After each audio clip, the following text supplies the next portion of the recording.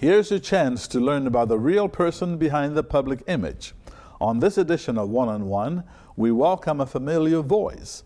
His nose for news, combined with his gift of gab, make him one of Kansas' most popular media personalities. Each morning, thousands of Kansans wake up to the witty and informative banter of Steve McIntosh. Born in Fowler, Kansas in 1949, McIntosh grew up in Wichita, graduated from West High School, attended Friends University, and then earned a degree from Columbia School of Broadcasting. McIntosh signed on the air at Wichita's KWBB radio in 1970, and in the years that followed, worked at several different Wichita radio stations, working his way up the ladder. Then in 1998, he landed the job that would define his career, and that makes Steve McIntosh one of the best-known personalities across central Kansas. He teamed up with a young upstart at the time named Ted Woodward for a daily 3-hour morning show. Steve and Ted in the Morning was an instant hit and has been the marquee local program ever since on KNSS 1330 and 98.7. Good morning, 7 o'clock. This is the KNSS Morning News with Steve and Ted. I'm Steve McIntosh. Fire has gutted the Notre Dame Cathedral in Paris. We've got the story. Steve's jovial, hail fellow, well-met personality keeps listeners entertained and engaged as they also get their morning dose of the local news. Now nearing the half-century mark of his career, Steve McIntosh is reflecting back.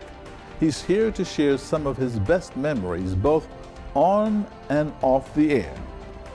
We'll also find out more about his life away from the microphone.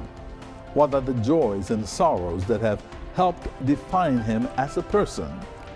This promises to be a fun and fascinating half hour as we go one-on-one with Steve McIntosh.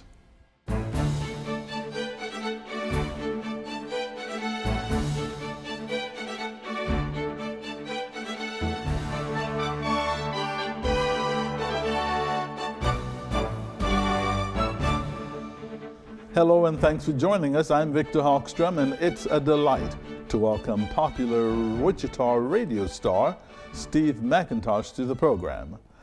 And he is the voice you hear on KNSS radio, and that's 98.7 and 1330 AM. And here is the face you can associate with that voice as you drive around every morning listening to him. Welcome to the program, Nice Steve. to be here. Nice to be with you, Victor. And yeah, this is the face, for what it's worth. It's not a face for radio. Well, you know, the thing is, people hear us on the radio, and they conjure up what we look like. Right. And sometimes when they meet us in public, they're shocked. Yes. It's just not the same. Some say you look much more handsome than I pictured you, right? I don't get that much. You don't? But you've never been interviewed before. No. In a profile setting like this one for radio, television, or the newspaper. No, sir. Not once. What happened over these 50 years? I mean, you should have been. You're an icon. I guess I wasn't good enough till now, or what I do to have somebody have interest in me. It is flattering. Thank you.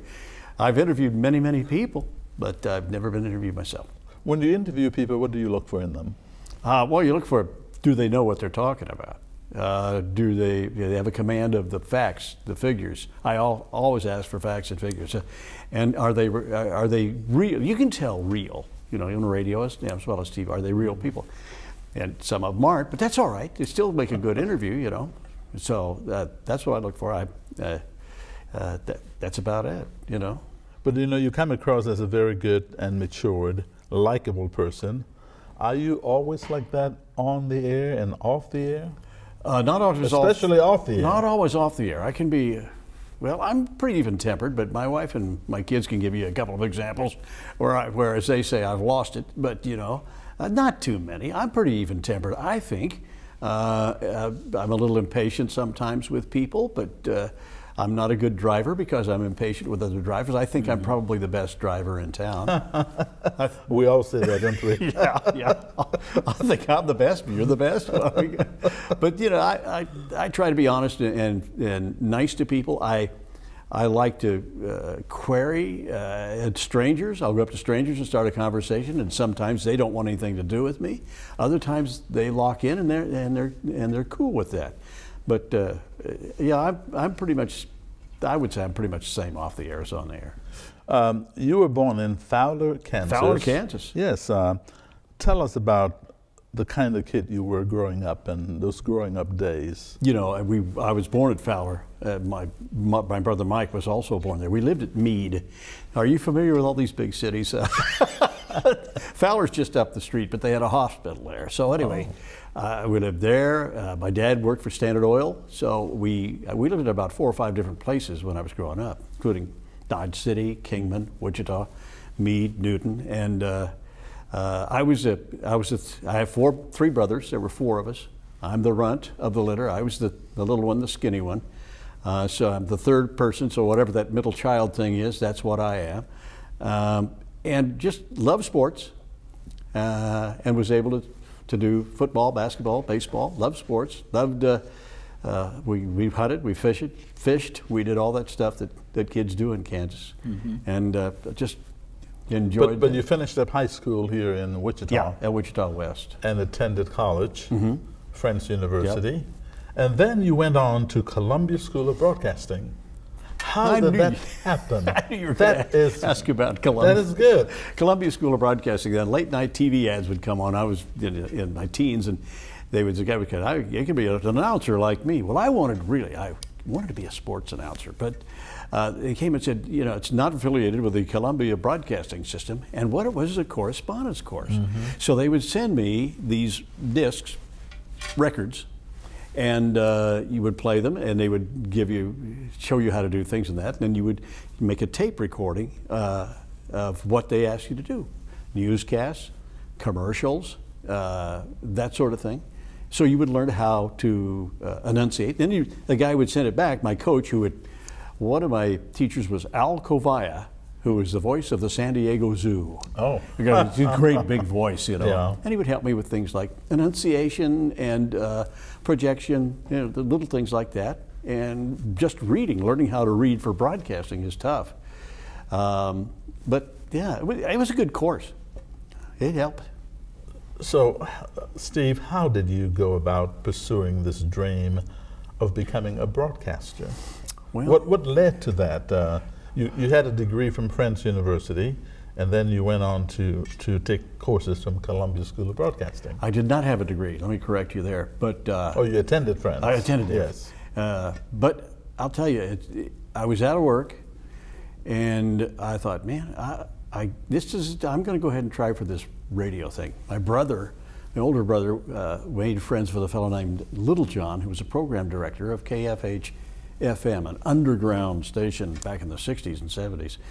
And he had talked to me, and he said, I got a little brother who wants to be in radio. What should he do? Have him come and see me. So I went and saw Little John, met him, and a guy named Dick Rippey at KFH Radio back in the day. He said, all right, well, let's make a tape. So I took a script, made a tape.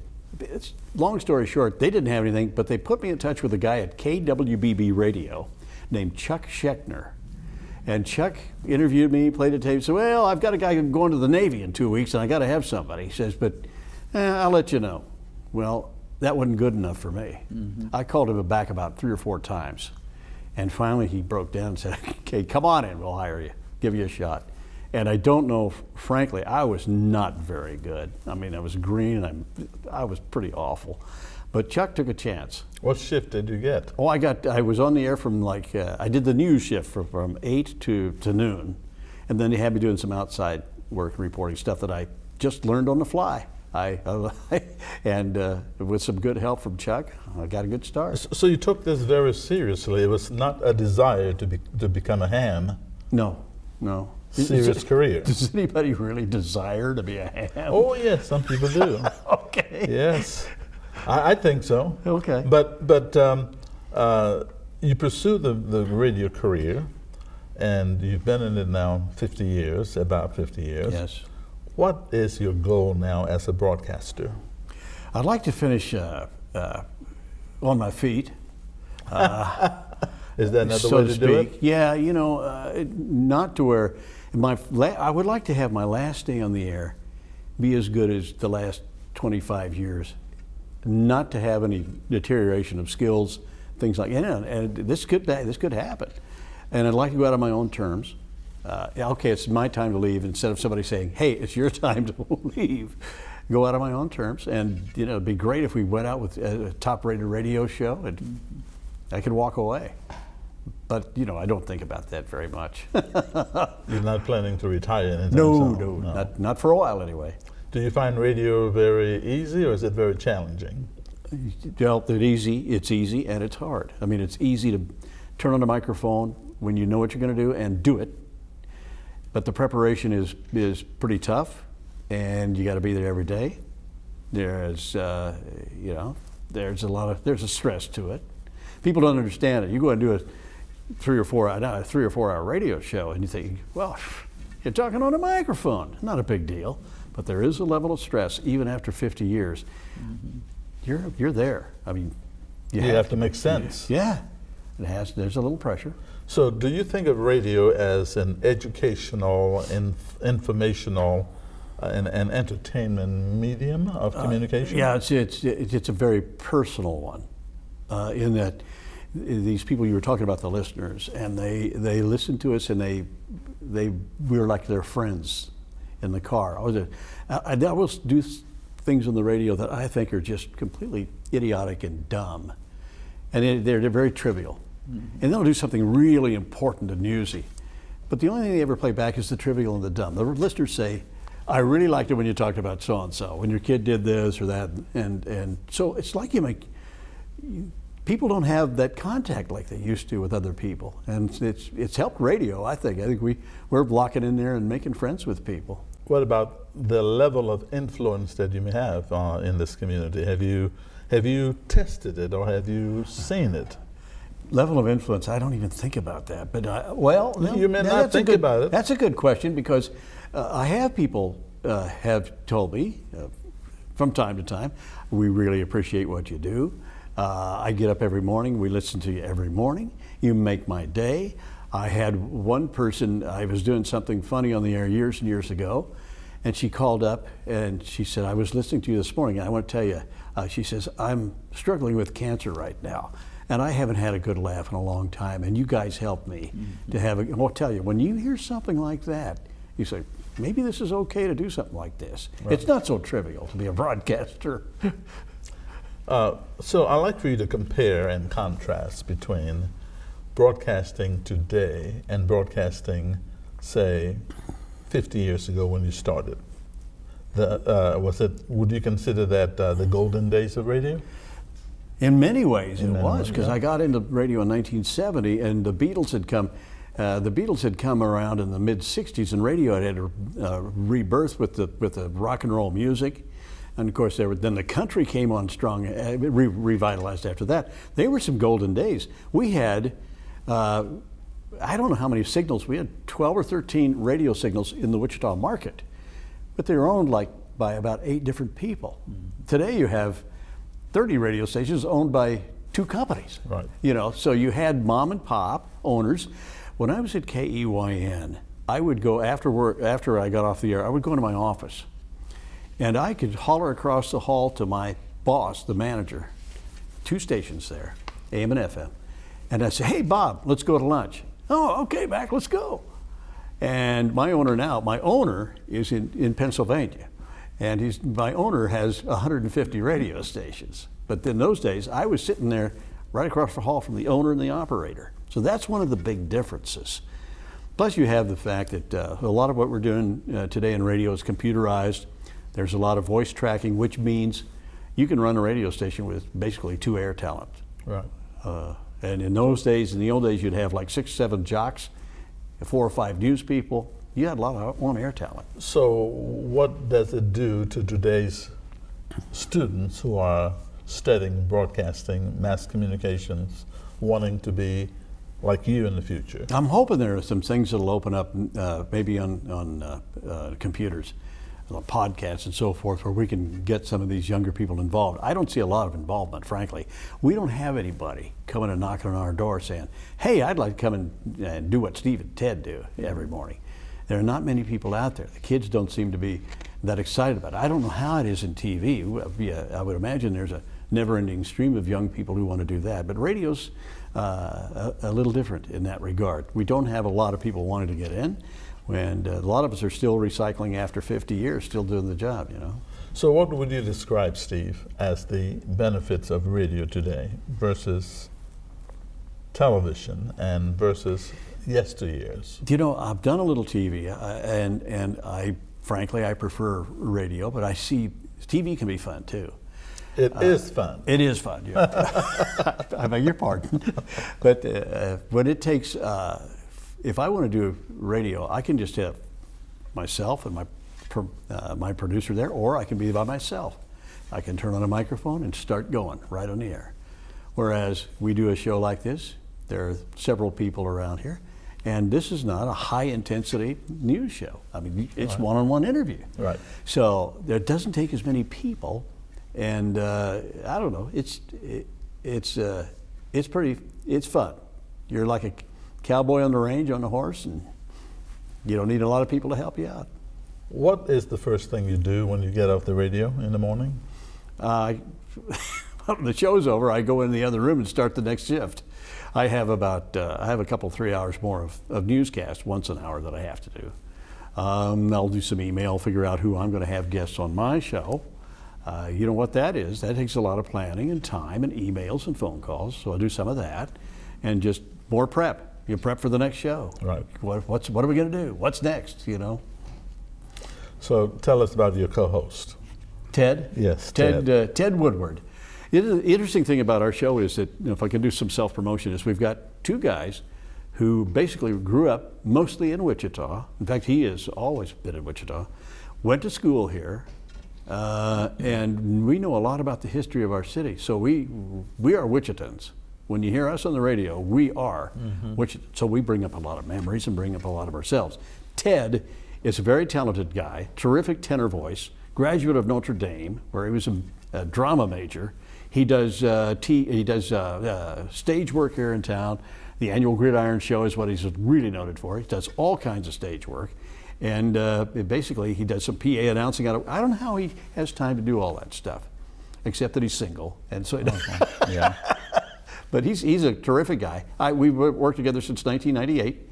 I don't remember a cross word ever between us, which is unheard of in the radio. So you get along very well. We get along. Yeah. So tell us then about the highlight of your career. What's been the most outstanding thing that you've enjoyed about this? One of the things I would say is the reaction of people who will say, "I really enjoy what you've done and what you do and how you do it." I did commentary, a daily commentary, for over 40 years. And you talk about people will let you know what they think. Not always good. In fact, they'll let you know when they don't like something. So there's the feedback that's there. I've taken a lot of pride in winning awards. Peer recognition is that's good. Listener and peer recognition is where I get the satisfaction. My wife can tell me you're good on the radio, and I say, "Oh, fine." But if some stranger says, "Yeah, that's better." Right. So there's that satisfaction there. We've won some pretty nice awards. We won the Marconi Award to Ted and I a couple of years ago, which is that is very good. The top prize. Yes, the top prize. Right. I'm in the Kansas Association of Broadcasters Hall of Fame, which is, some people who are in it say, "Oh, so what?" I think it's one of the neatest things that ever happened to me. I mean, just to be recognized for that. I'm the third child, Victor, which means I've always had to prove myself to get the attention. They're just psychoanalysts. You've been doing very well at it. Do what? You've done very well at it, yes. Okay. So let's play a little game that we do on this program, okay? Okay. I will start a sentence and you finish it. Why don't I start it and you finish it? Go ahead. Except this is one-on-one with Victor Hogstrom, okay? Right. Remember that. Pardon me. So let's start. The first thing I think about in the morning is brushing my teeth. Oh, gee. Yeah, I've had some dental problems, and that electric toothbrush is quite an invention. I like it. No, the eyes pop open, and I'll think, well, what have I got? Is there something weird I've got to do today? Like this morning, my eyes popped open. I got to do that thing over on Channel 8 with Victor. So, well, how am I going to handle that? No, usually it's something that has to do with work. I got to get up, I got to get over there. Right. And I got there in time, So work is always on your mind. Oh, yeah. I'd be a liar. What about the last thing, the last thing you think about at night is? It's usually about my family and how blessed I am. Tell us about this family. My wife is a person of Greek extraction, and we were probably the oddest couple that could happen. But there was something there. And for 50 years, she's been right there with me. When you're a young man and you're not terribly self-confident, I'm trying to prove myself. Mm-hmm. And somebody says, I'm in your corner, I've got your back, whatever happens. That makes for a real good marriage. So there's that. I got 2 great kids, beautiful kids, 7 grandchildren, and that's where my heart is with them. So they're usually the last thing I think about. Sometimes you got to pray for them because especially these grandkids. Ooh, they take a lot. Okay, one thing that really makes me angry is. I think. Can I be truthful? Yes. Social media. Uh-oh. We're broadcasters, of course. Yeah. But it's all around us. We can't escape it. I can't escape it. You can't escape it. And I don't know if it's doing some harm to our fabric of our society that we don't sit down and talk to each other, have dinner together, and meet new people and make new friends. It's kind of, it's like it's separating us more than bringing us together. In some ways, you go to Facebook and you're all sharing these pictures of your dogs and all that stuff, but that doesn't mean anything, right. Does it? No, not really. But that's one of my bugaboos. It makes you happy personally. Yeah. But what does it do for society? Right. Right. The big picture. The big picture, exactly. Okay, I'm happiest when? I'll tell you what, I'm happiest on Friday night. Why is that? Friday evening. No work on Monday? No work on Saturday. I can sleep as late as I want tomorrow morning, and that's really when I'm happiest, Friday night and Saturday morning. Wow. The source of my hope is? Source of my hope? I'm a faithful person. I'm a Christian person, and I believe it. And I'm one of those Christians, one in about 70 million who's actually read the Bible from page 1 to the last page. Oh, wow. I took that on one summer, and I got it done. So I'm a believer, and my faith is a big part of what I do. Now, I'm going to tell you something. There are people out there watching right now. I've never known that about him. I've known him 70 years. I don't know that about him. Right. It's not something I carry right here. Right. Carry it in here. Is there something else you'd like the audience to know about you? No. That they don't know? What's your biggest secret? If I tell you, it won't be a secret. Gosh, biggest secret. The biggest secret probably is that I really wanted to be a Major League Baseball player. Oh. Before that, I wanted to be a cowboy, but that Major League Baseball player, that I found out that in sports, I wanted to be a star athlete. I have 2 brothers who are very good. Right. I wanted to be a star athlete. That didn't work out. So that's my biggest secret, I guess, that I'm a frustrated jock. Well, let's go with this one. If I inherited $1 billion, I would. And we've talked about that at work. Oh, you do? Yeah. What do we do if we win the lottery? Yeah. Ted Woodward and I talk about it. One of the things we agreed on is, of course, we would take a certain amount of it and go out and bring back Shocker football at Wichita State. It would take about, $400 million, but we would do that. I would certainly set up something, make sure the kids are okay, everybody's okay. Yeah. But on the other hand, I would do something benevolent with it. I see these people sitting on billions and billions, and some of them are doing great things with part of their income, but You mean people in the central Kansas community? No, well, not really. Or in the country? Just people who are blessed with billions of dollars. I see. Okay. And if they give $1 million, they think, oh, wow, big deal. No. Think of the widow's mite. If there's somebody out there with $20,000 a year and they give $5,000 to the church, that's a big deal. Right. One of my great regrets is? that I wish God had given me more hair. Does that make any sense?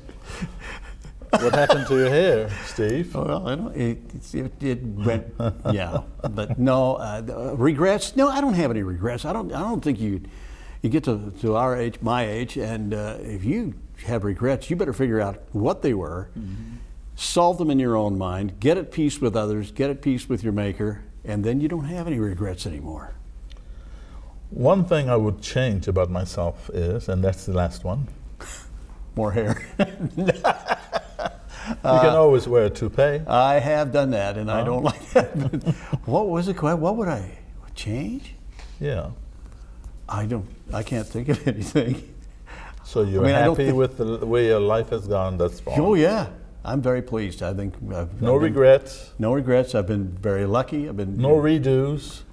I might redo about 90% of it, but no regrets. No, I don't look back. We've only got this minute that we have right now. It's the only thing we're assured, and you got to live it. So, Steve, you're 70 years old now. What's the plan for the future? Well, I'm not 70 until December, but just around the corner. I'd like to be 71. December, what date? 4th. Oh, I'm the 14th. Really? Yes.